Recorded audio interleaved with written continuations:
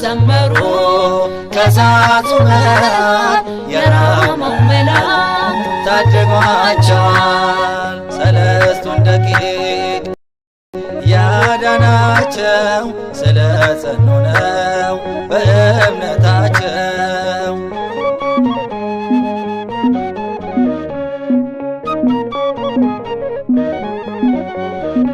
እቶኑ እሳት ጨመሯቸው ያመኑት አምላክ ያድናቸው። የራማው መልአክ መጣ ገብርኤል በእርሱ ላመኑት ፈጥኖ ይደርሳል። ቆመው ዘመሩ ከእሳቱ መሃል የራማው መልአክ ታድጓቸዋል። ቆመው ዘመሩ ከእሳቱ መሃል የራማው መልአክ ታድጓቸዋል። ሰለስቱን ደቂቅ ያዳናቸው ስለ ጸኑ ነው በእምነታቸው።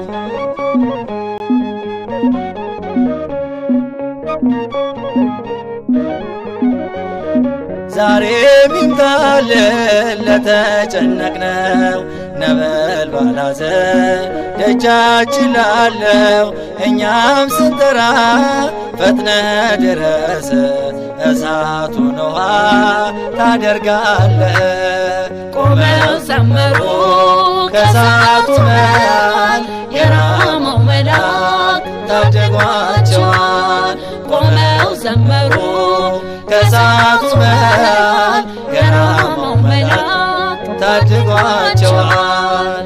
ሰለስቱን ደቂቅ ያዳናቸው ስለ ጸኑ ነው በእምነታቸው።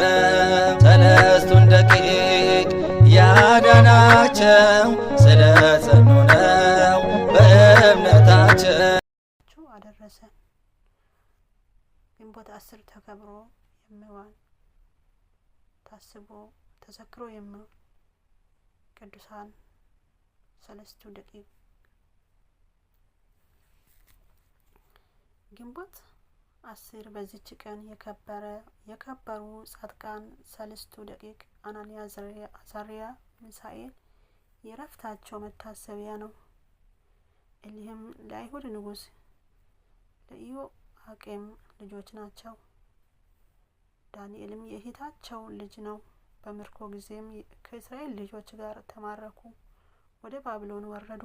ከእስራኤል ልጆች ምርኮ ውስጥ በመብልና በመጠጥ እያስተማረ አሳድጎ በሰራዊቱ መካከል ጭፍሮች ያደረጋቸው ዘንድ ኖር ነቀፋ የሌለባቸው ወጣቶች ንጉሥ መረጠ። ኤልያም ከተመረጡት ውስጥ የተቆጠሩ ሆኑ። የእህታቸው ልጅ ዳንኤልም ምግባቸውን የሚያሰጧቸው ጊዜ አረማንያውን ካረዷቸው ውስጥ መብላት አልወደዱም። ከንጉሱ ማዕድም ከሚመጣ ከስጋውም እንዳያበላቸው እንዳያጠጣቸው አለቃውን ለመኑ። እግዚአብሔር ባለሟሎች አለቃ ፊት ቸርነቱ አደረገላቸው። የባለሟሎች አለቃም ንጉሥ ጌታዬ እፈራለሁ የምትበሉትን የምትጠጡትን ምግባቸውን ስላዘዘ ከባልንጀሮቻችሁ እናንተ ከስታችሁ ባያቸው ንጉሡ ራሴን ይቀጣኛል አላቸው። በእነርሱ ላይ የተሾመ አምሳድን እንዲህ አሉት፣ እኛን ባሮችን 10 ቀን ፈትነ ከምድር ዘር ሽንበራ ይሰጡን እንብላ ዘንድ ውሃውን እንጠጣ ዘንድ። አለቃቸውን ሰምቶ 10 ቀን ፈተናቸው። 10 ቀንም ካለፈ በኋላ የንጉሡ ማዕድ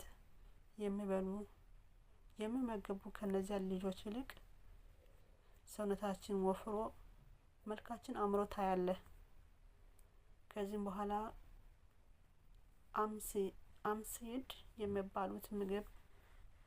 የሚበሉትን ምግብ የሚጠጡትን ወይን እየወሰደ ለአራቱ ሁሉ ልጆች ሽምብራውን ይሰጣቸው ነበር። እግዚአብሔር እውቀትና ጥበብ መፍትሄ መጽሐፍትን በማንበብ ሁሉ ማስተዋልን ሰጣቸው። ከዚህ በኋላ ንጉሱ ያዘዘውን ቀን በተፈጸመበት ጊዜ ወደ እሱ አመጧቸው። የባቢሎን አለቃ ወደ ንጉሱ ወደ ናቡከደነጾር አገባቸው። ንጉሱም ጠየቃቸው። በሰው ሁሉ ዘንድ እንደ አናንያ፣ እንደ ዳንኤል፣ እንደ ሚሳኤል፣ እንደ አዛርያ ያለ አልተገኘም። በንጉሱም ፊት ቆመው ንጉሱም የፈለገውን የምክርና የጥበብ ነገር ሁሉ በግዞቱ ካሉ ጠንቋዮችና አስማተኞች ሰዎች ሁሉ ይልቅ በነሳቸው ዘንድ 10 እጥፍ አገኘ። ንጉሱም እጅግ ወደዳቸው። በባቢሎን አገር ሁሉ ላይ ገዢዎች አድርጎ ሾማቸው።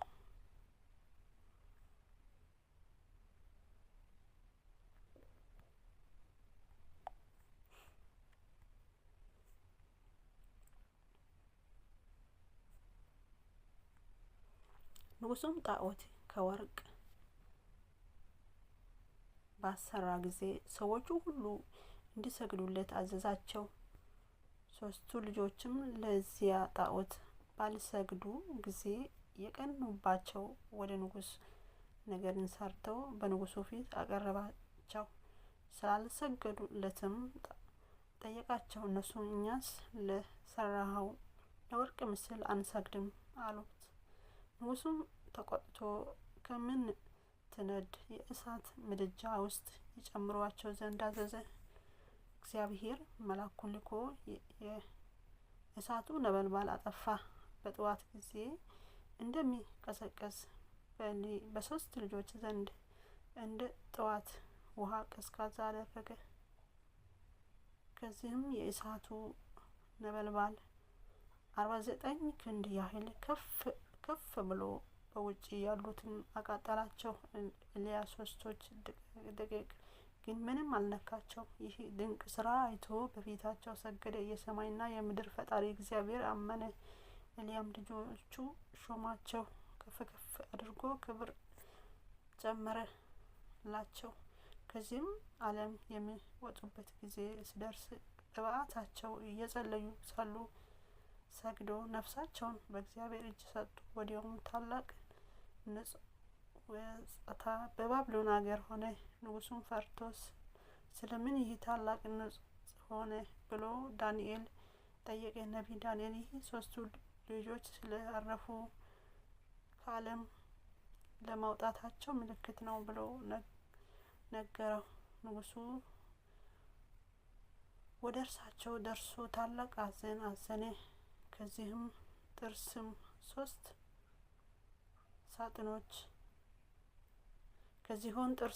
ሳጥኖች እንዳሰሩላቸው ባህር ግንጃም ልብሳቸው ገንዘው ቅዱሳኑ በሳጥን ውስጥ እንዲያኖራቸው አዘዘ። ንጉሱም እንዳዘዛቸው አደረጉ።